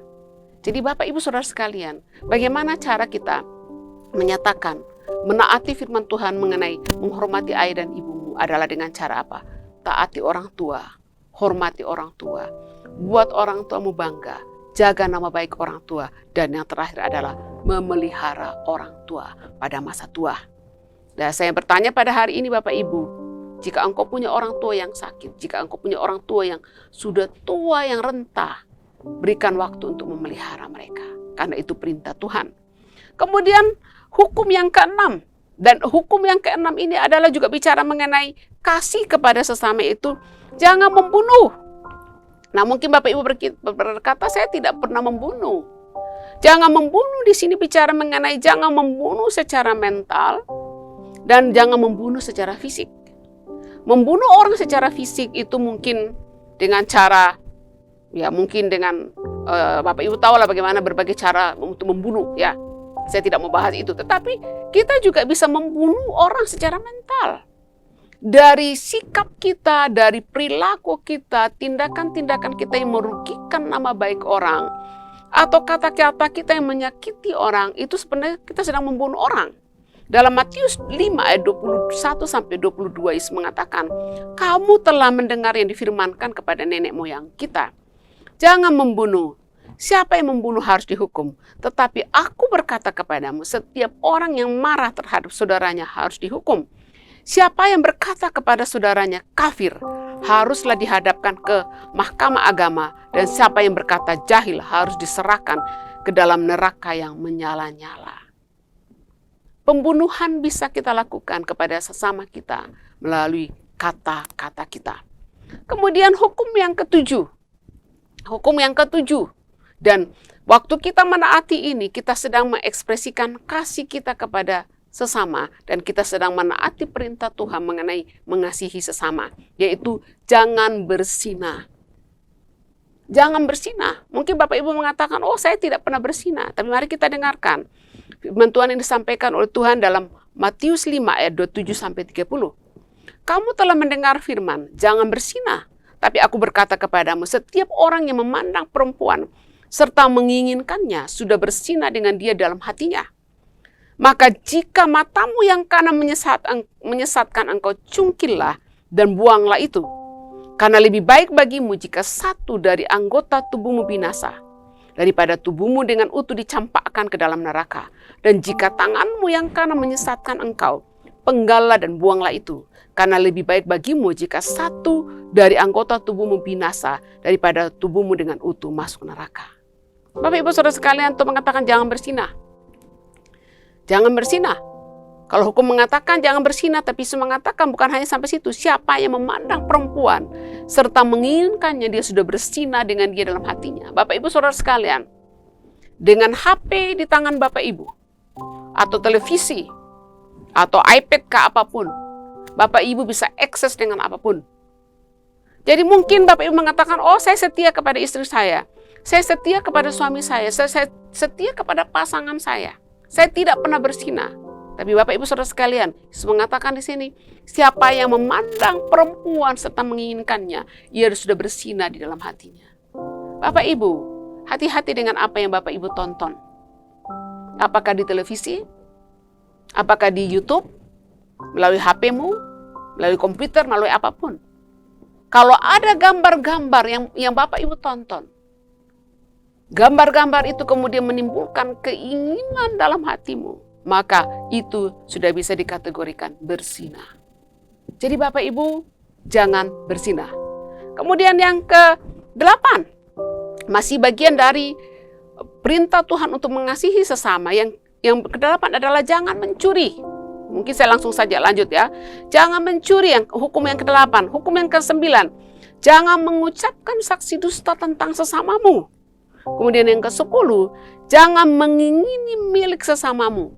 Milik sesamamu bisa rumah, istri sesamamu, hambanya laki-laki, hambanya perempuan, ternaknya, dan apapun yang dimiliki oleh sesamamu. Jangan mengingininya, karena kalau engkau mengingininya, maka akan timbul tindakan apa? Mencuri. Ya, Bapak Ibu, saya ingin membaca di dalam 1 Korintus 6 ayat 6 sampai 10. Dan di dalam ini sebenarnya mencakup mengenai hal-hal yang harus kita perhatikan untuk menaati hukum Tuhan, khususnya ketika berkaitan dengan mengasihi sesama. 1 Korintus 6 ayat 6 sampai 10. Atau tidak tahukah kamu bahwa orang-orang yang tidak adil tidak akan mendapat bagian dalam kerajaan Allah? Janganlah sesat. Orang cabul, penyembah berhala, orang bersinah, banci, orang pemburit, pencuri, orang kikir, pemabuk, pemfitnah, dan penipu tidak akan mendapat bagian dalam kerajaan Allah. Jadi jelas di sini larangan jangan mencuri, jangan memfitnah, jangan mengingini milik sesamamu. Diulang di sini dikatakan bahwa orang cabul, penyembahan berhala, orang bersinah, banci, orang pemburit, pencuri, orang kikir, pemabuk, pemfitnah, dan penipu tidak akan masuk dalam kerajaan Allah. Mengapa mereka tidak masuk dalam kerajaan Allah? Karena tindakan-tindakan yang mereka lakukan adalah menentang firman Allah. Adalah menentang kehendak Allah, menentang firman Allah. Kemudian di dalam Roma pasal 13 ayat 9 sampai 14 mengatakan, jangan bersinah, jangan membunuh, jangan mencuri, jangan mengingini. Dan firman lain manapun juga sudah tersimpul dalam firman ini, yaitu kasihilah sesamamu manusia seperti dirimu sendiri. Kasih tidak berbuat jahat terhadap sesama manusia, karena kasih itu adalah kegenapan hukum Taurat. Hal ini harus kamu lakukan, karena kamu mengetahui keadaan waktu sekarang, yaitu bahwa saatnya telah tiba, bahwa bagi kamu untuk bangun dari tidur. Sebab sekarang keselamatan sudah lebih dekat bagi kita daripada waktu kita menjadi percaya. Hari sudah jauh malam, telah hampir siang. Sebab itu marilah kita menanggalkan perbuatan-perbuatan kegelapan dan mengenakan perlengkapan senjata terang. Marilah kita hidup dengan sopan seperti pada siang hari. Jangan dalam pesta pora dan kemabukan. Jangan dalam percabulan dan hawa nafsu. Jangan dalam perselisihan dan iri hati. Tetapi kenakanlah Tuhan Yesus Kristus sebagai perlengkapan senjata terang. Dan janganlah merawat tubuhmu untuk memuaskan keinginannya. Jadi Bapak Ibu Saudara sekalian, kasih kepada Allah diwujudkan dalam menghormati Dia, memelihara hari Sabat. Tidak ada Allah lain di hadapannya, tidak menyebut nama Allah dengan sembarangan. Dan kasih kita kepada sesama, itu diwujudkan di dalam apa? Menghormati orang tuamu, apalagi? Tidak membunuh, tidak bersinah, tidak mencuri, tidak mengucapkan saksi dusta tentang sesamamu. dan tidak mengingini milik sesamamu. Kasih kepada Allah. Hukum yang terutama dalam hukumnya Tuhan adalah kasih. Hukum yang terutama adalah kasih. Dan kasih itu adalah kasih kepada Allah. Dan kasih kepada sesama dibuktikan dalam cara hidup kita. Jangan sampai ada hal-hal yang kita lakukan. Ada perilaku-perilaku yang kita lakukan. Dan perilaku-perilaku itu kemudian mengakibatkan orang lain rugi. Menyakiti orang lain, merugikan orang lain. Seharusnya perilaku kita adalah kemudian membuat orang itu diberkati. Membuat orang itu tidak dilukai. Waktu kita tidak membunuh, kita tidak berzina, kita tidak mengucapkan saksi dusta tentang sesama kita, tidak mencuri, tidak mengingini miliknya. Maka kalau kita tidak lakukan itu, maka sikap kita menunjukkan adalah sikap sebagai orang yang mengasihi sesama. Kemudian yang terakhir, di sini Bapak Ibu, masih kepada kasih. Dan kasih ini kepada sesama diwujudkan di dalam pelayanan. Kasih kepada Allah diwujudkan dalam tindakan melayani domba-dombanya. Kasih kepada sesama diwujudkan dalam tindakan kasih yang ditunjukkan kepada orang-orang yang membutuhkan. Dan tujuan Allah memberkati kita dan mengurapi kita dengan karunia-karunia Roh Kudus adalah untuk saling membantu dan saling melayani. Kasih kepada sesama yang diwujudkan di dalam pelayanan. Kalau tadi yang 6 bagian yang masuk dalam hukum Taurat tadi, di dalam bagian seperti hormati ayah ibumu, jangan membunuh, jangan berzina, jangan mencuri, jangan mengucapkan saksi dusta tentang sesamamu, jangan mengingini sesamamu, adalah sesuatu yang bersifat pasif. Maksudnya pasif begini. Ekspresi kasih kepada sesama yang diekspresikan dalam tindakan pasif. Maksudnya bahwa waktu saya tidak melakukan, jadi saya menghormati ayah ibu saya dengan melakukan sesuatu hal yang untuk orang tua saya, kemudian saya tidak berzina, tidak membunuh, tidak mengucapkan saksi dusta, tidak mengingini milik, itu tindakan kasih yang pasif. Maksudnya hal-hal yang saya tidak lakukan, karena kalau saya lakukan itu berarti saya tidak mengasihi sesama saya. Tapi kemudian ekspresi kasih dalam bentuk aktif, di mana saya melakukan sesuatu buat orang itu, yaitu adalah diwujudkan di dalam tindakan. Ya, ini bicara mengenai kasih kepada Allah diwujudkan dalam tindakan melayani domba-dombanya. Sesudah sarapan, Yesus berkata kepada Simon Petrus, "Simon, anak Yohanes, apakah engkau mengasihi aku lebih daripada ini?" Jawab Petrus kepadanya, "Benar Tuhan, engkau tahu bahwa aku mengasihi engkau." Kata Yesus kepadanya, "Gembalakanlah domba-dombaku." Dan kita tahu Bapak Ibu, dalam Matius pasal 21 ini ada dialog antara Yesus dan Petrus. Dan Yesus menanyakan 3 kali pertanyaan. "Petrus, apakah engkau mengasihi aku?" Dan Petrus menjawab 3 kali. Dan Yesus mengatakan, "Ya, kalau engkau mengasihi aku, buktikan dalam apa? Gembalakanlah domba-dombaku." Di dalam bahasa Inggris memakai kata feed, kasih makan. Kemudian take care, memelihara domba-dombaku. Jadi Bapak Ibu Saudara sekalian, Yesus mengatakan kepada Petrus, bukti kasihmu kepada aku adalah apa? Dengan aktif menyatakan kasih kepada sesamamu. Dengan aktif mengatakan kasih kepada sesamamu. Sekali lagi, perintah mengenai mengasihi sesama yang diwujudkan dalam hukum Taurat ayat nomor 6 sampai 10, bicara mengenai larangan, jangan lakukan ini. Berarti waktu saya tidak lakukan itu, maka saya sedang menunjukkan kasih kepada sesama. Ekspresi kasih yang pasif dalam pemahaman bahwa saya tidak melakukan itu, maka berarti saya tidak sedang merugikan sesamaku dan berarti saya sedang mengasihi. Tetapi kemudian ada perintah untuk mengasihi sesama dalam bentuk aktif, bahwa saya harus melakukan sesuatu. Yang saya lakukan sesuatu itu yaitu, kemudian perhatikan di dalam Matius pasal 25 ayat 40. Ya, Matius 25 ayat 40. Jadi kasih ini kepada sesama diwujudkan dalam tindakan kasih yang ditunjukkan kepada orang-orang yang membutuhkan. Dalam Matius 25 ayat 40 mengatakan, "Dan raja itu akan menjawab mereka, aku berkata kepadamu, sesungguhnya segala sesuatu yang kamu lakukan untuk salah seorang dari saudaraku yang paling hina ini, kamu telah melakukannya bagi aku." Ya. Apapun yang kamu lakukan bagi saudaraku yang paling hina ini, kamu melakukannya bagi aku. Kemudian orang-orang itu bertanya, "Kapan engkau lapar, kami kasih engkau makan?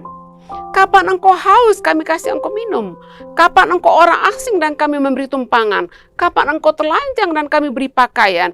Kapan engkau sakit, kemudian kami melawat engkau.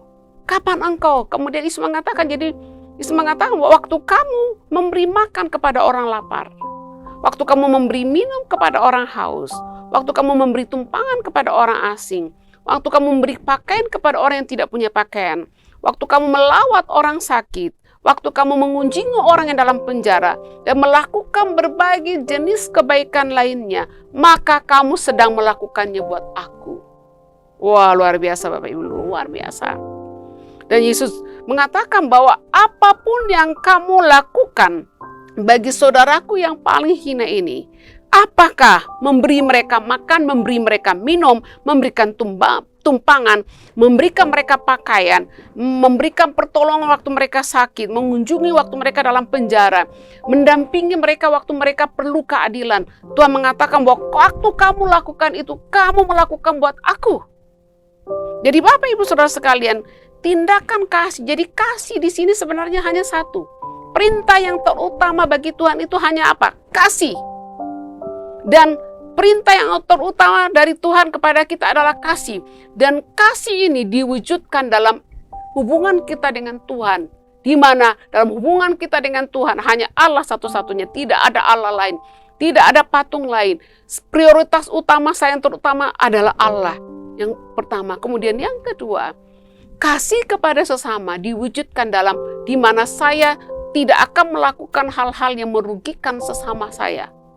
Saya tidak akan melakukan hal-hal yang merugikan kepada sesama saya, dan tindakan kasih yang aktif di mana saya melakukan sesuatu untuk menolong sesama kita. Yesus mengatakan bahwa itu satu kesatuan. Waktu kamu melakukan hal-hal untuk menyenangkan hatiku, menjadikan aku Allah yang terutama, hanya aku prioritas utama dalam hidupmu, hanya aku yang terutama dalam kehidupanmu. Dan waktu engkau tidak melakukan hal-hal yang merugikan sesamamu, yang tidak membunuh, tidak mencuri, tidak mengingini milik sesamamu. Dan waktu kamu memberikan sesuatu, memberikan orang yang lapar makanan, memberikan air kepada orang yang haus, dan memberikan hal-hal kepada orang yang membutuhkannya. Yesus mengatakan itu satu paket. Dan waktu kamu lakukan itu, kamu sedang melakukannya bagi aku. Bapak Ibu Saudara sekalian, sekali lagi saya menggarisbawahi firman Tuhan pada hari ini adalah hukum yang terutama bagi Tuhan adalah kasih. Dan pertanyaan pada hari ini, apakah engkau telah mengekspresikan kasihmu kepada Allah dengan tidak ada ilah lain? Engkau tidak ada patung, tidak ada hal-hal yang menggantikan posisi Allah. Dan engkau mengkhususkan hari Sabat, ada satu hari dalam satu minggu, kau khususkan untuk menyembah Tuhan. Dan yang kedua, ekspresi kasih kepada sesama, di mana engkau berjuang untuk tidak melakukan hal-hal yang merugikan sesamamu. Kemudian yang ketiga, kasih dalam tindakan, kasih yang bertindak, mengulurkan tangan kepada saudara-saudaramu yang membutuhkan pertolongan. Bapak Ibu, kalau kita melakukan ini, maka kita adalah orang-orang yang diberkati oleh Tuhan. Bapak Ibu, demikian firman Tuhan pada hari ini. Mari kita melembutkan hati kita dan mengoreksi diri kita. Kalau dalam hal kasih kepada Allah, selama ini ada hal-hal yang perlu diperbaiki, datang kepada Tuhan dan minta pertolongan Roh Kudus. Kalau ada hal-hal yang berkaitan dengan kasih kepada sesama, atau ada hal-hal yang engkau lakukan selama ini yang merugikan sesamamu, mohon ampun kepada Tuhan. Kalau engkau meminjam kepada sesamamu, kembalikan. Kalau ada hal-hal yang engkau lakukan yang merugikan sesamamu, datang dan minta maaf. Kemudian yang ketiga, di sekitar kita ada banyak orang-orang yang membutuhkan. Apakah ada tindakan nyata dari kehidupan kita Bapak Ibu untuk mengulurkan tangan, menyatakan kasih kepada sesama kita? Pada akhirnya Bapak Ibu, bicara mengenai kekristenan, bicara mengenai kerajaan Allah, hanya satu kata saja, yaitu kasih. Bapak Ibu Saudara sekalian, kita akan masuk dalam perjamuan kudus. Dan perjamuan kudus bicara mengenai apa? Kasih. Kasih. Perjamuan kudus. Mengapa kita merayakan perjamuan kudus? ini memperingati kematian Tuhan Yesus Kristus. Kita yang seharusnya dihukum oleh karena dosa dan pelanggaran kita, tapi Dia menggantikan kita untuk menerima hukuman. Kematiannya dan darahnya yang tercurah adalah harga yang dibayar untuk menebus kita dari dosa-dosa kita. Harga yang dibayar untuk mendamaikan kita dengan Allah. Mengingat kasih-Nya yang tak terselami, betapa besar dalam tinggi dan lebarnya kasih Allah. Ingat kasih-Nya besar.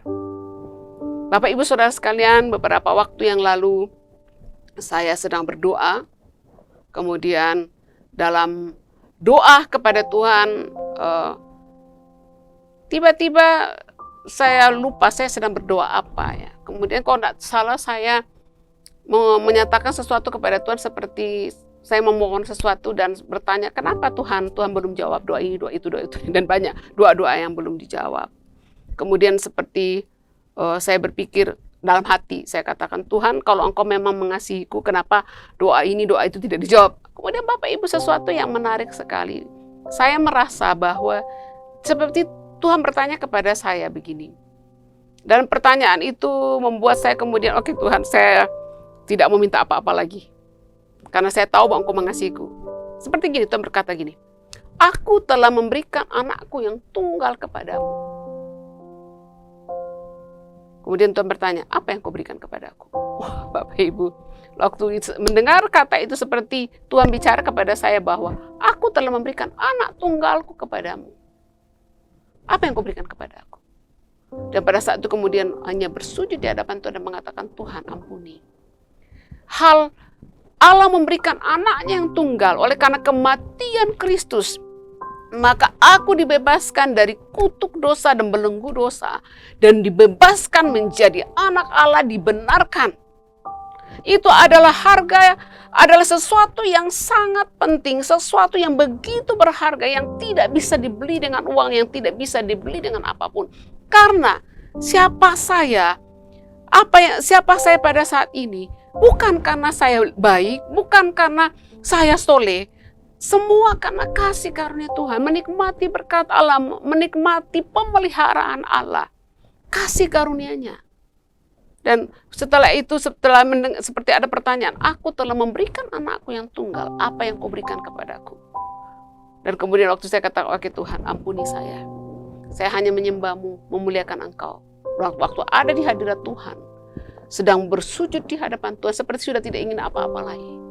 Tidak ingin apa-apa yang lain. Hanya ingin menikmati hadirat Tuhan. Bapak Ibu, pada hari ini kita akan masuk dalam perjamuan kudus. Perjamuan kudus bicara mengenai bukti kasih Allah yang terbesar. Ada jawaban bagi kita, ada harapan bagi kita. Saya meminta Bapak Ibu di rumah untuk membagikan unsur-unsur perjamuan kepada anggota keluarganya. Saya akan memberikan waktu beberapa saat.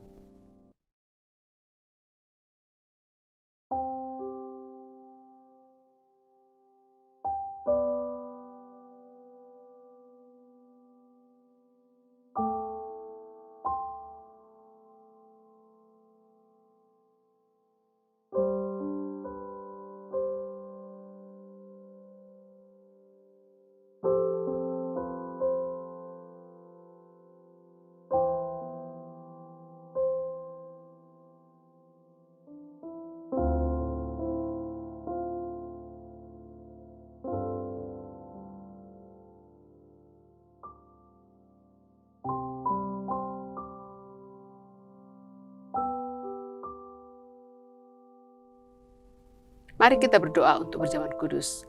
Bapa dalam surga, kami mempersiapkan hati kami untuk bersekutu dengan tubuh dan darah-Mu. Kiranya waktu kami bersekutu dengan tubuh dan darah-Mu, kami diingatkan tentang kasih-Mu yang terbesar dan kami didorong untuk hidup sungguh-sungguh menaati firman-Mu. Pada saat ini, memberkati Bapak Ibu dan kami sekalian yang akan mengikuti perjamuan kudus. Amin. Bapak Ibu, mari mengangkat perjamuan kudus di tangan kanan dan dengarkanlah firman Tuhan. Sebab apa yang telah kuteruskan kepadamu, telah aku terima dari Tuhan, yaitu bahwa Tuhan Yesus pada malam waktu Ia diserahkan, mengambil roti, dan sesudah itu Ia mengucap syukur atasnya, Ia memecah-mecahkannya dan berkata, inilah tubuhku yang diserahkan bagi kamu, perbuatlah ini menjadi peringatan akan aku. Mari kita makan.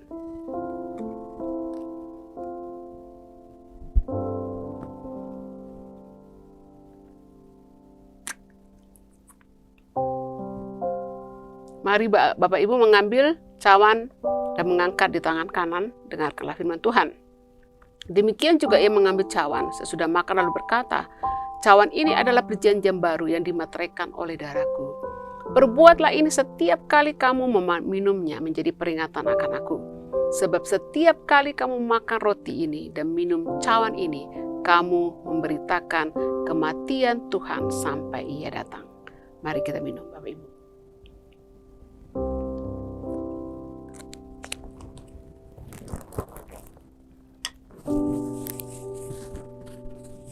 Mari kita berdoa Bapak Ibu, mengucap syukur buat berkat Allah dalam kehidupan kita. Mengucap syukur buat kasih Allah dalam kehidupan kita. Sekali lagi Tuhan, kami menaikkan syukur buat kasih-Mu dalam kehidupan kami. Engkau adalah Allah yang baik, Engkau adalah Allah yang setia. Terima kasih buat pemeliharaanmu. Terima kasih buat kesetiaan-Mu, memenuhi kami dengan sukacita-Mu dan damai sejahtera-Mu. Terima kasih Tuhan. Kiranya Tuhan setelah kami mendengarkan firman-Mu dan mengikuti perjamuan kudus, kami didorong untuk sungguh-sungguh mengasihi Engkau, sungguh-sungguh mengasihi sesama kami, dan sungguh-sungguh dalam melakukan apapun untuk menolong sesama kami. Terima kasih Tuhan. Terima kasih Tuhan buat berkat-Mu dalam kehidupan kami. Dan pada saat ini Tuhan, ketika kami akan mengakhiri ibadah ini, Tuhan, kiranya sekali lagi Engkau mencurahkan berkat-Mu atas seluruh jemaat-Mu. Kalau ada dari jemaat-Mu yang sakit, Tuhan, Engkau menjamah, Engkau menyembuhkan. Kalau ada yang sedang mengalami masalah, Engkau memberi jalan keluar. Dan kami juga tidak lupa berdoa buat bangsa dan negara kami, Tuhan. Buat Pak Presiden dan Kabinet Menteri, buat Gubernur, Wali Kota Tuhan. Gubernur Kepulauan Riau dan Wali Kota Batam, kami berdoa memberkati mereka Tuhan, kiranya memberikan hikmat dan kebijaksanaan untuk memimpin bangsa ini Tuhan. Memberikan mereka hikmat dan kebijaksanaan dalam menangani COVID-19 dan juga menangani ekonomi bangsa ini Tuhan. Terima kasih Bapa, terima kasih Tuhan. Engkau adalah Allah yang maha hadir, Engkau adalah Allah yang maha kuasa. Kuasa-Mu sama dahulu, sekarang, dan sampai selama-lamanya. Kami yang sakit akan mengalami kesembuhan, yang sedang ada masalah kami akan diberikan jalan keluar. Yang sedang tidak ada sukacita dan damai sejahtera, Roh-Mu akan memenuhi kami dengan sukacita dan damai sejahtera. Terima kasih Tuhan. Bapak Ibu, ibadah telah selesai dan mari mengangkat tanganmu dan terimalah berkat daripada Allah Bapa. Kiranya berkat daripada Allah Bapa, berkat yang tak terbatas adanya dicurahkan di atas hidupmu, usahamu, dan keluargamu. Dan kiranya kasih sayang dari Tuhan Yesus Kristus senantiasa memelihara engkau. Dan penyertaan dari Roh Kudus, Roh yang maha hadir, menyertai kita sekalian hari ini sampai selama-lamanya. Amin. Tuhan memberkati Bapak Ibu, selamat hari Minggu. Shalom. Bapak Ibu Saudara semuanya, ibadah kita telah selesai. Oleh sebab itu mari kita menaikkan pujian kita kepada Allah kita. Kiranya Engkau memberkati aku melimpah-limpah. Kiranya Engkau memberkati aku melimpah-limpah. Dan memperluas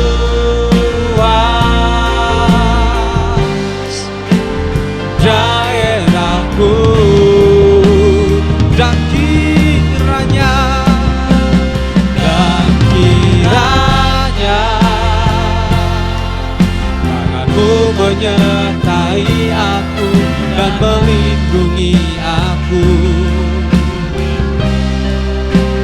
daripada malapetaka, sehingga kesakitan tidak menimpa aku, sehingga kesakitan tidak menimpa aku.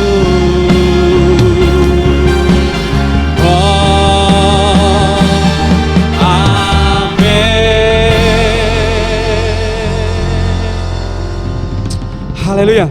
Selamat hari Minggu. Tuhan Yesus memberkati. Salam.